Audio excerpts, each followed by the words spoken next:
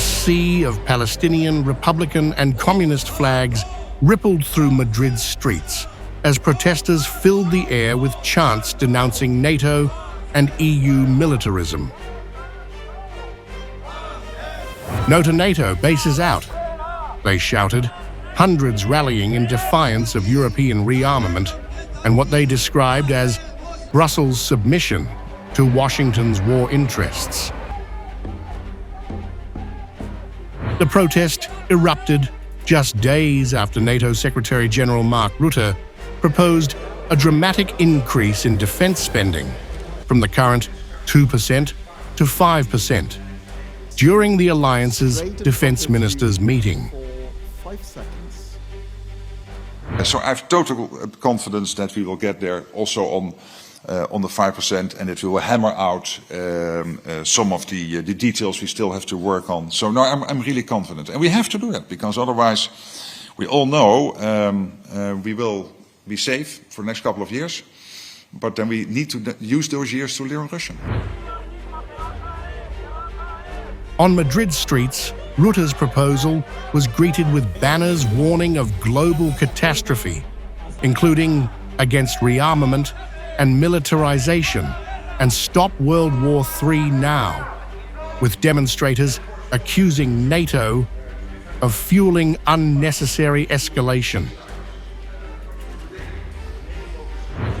The question is, why do we have to increase the 5%? Why? Is it necessary? It's false, obviously. You just know it's the US war business that we are subjected to in Europe, basically. I am against the rise of Europe. Europe, I think, is spending 3 times more than Russia's military budget. The problem is not how much is spent, but how it is spent. Spain swiftly distanced itself from the NATO chief's ambition. Defense Minister Margarita Robles stated that Madrid would not go beyond the current 2%, insisting it is enough to meet the responsibilities we have committed to.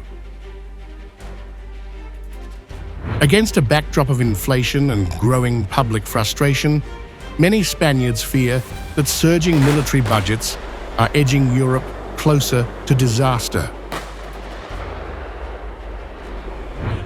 I don't know whether or not there will be a third world war, a nuclear age.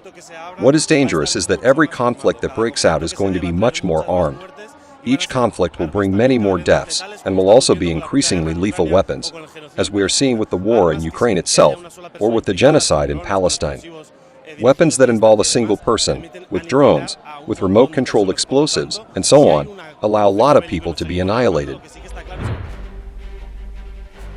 While European leaders pledge billions for new weapons, resistance across Madrid is rising, driven not just by political beliefs, but by a chilling sense that the next war will be automated, indiscriminate, and unlike anything the world has seen before.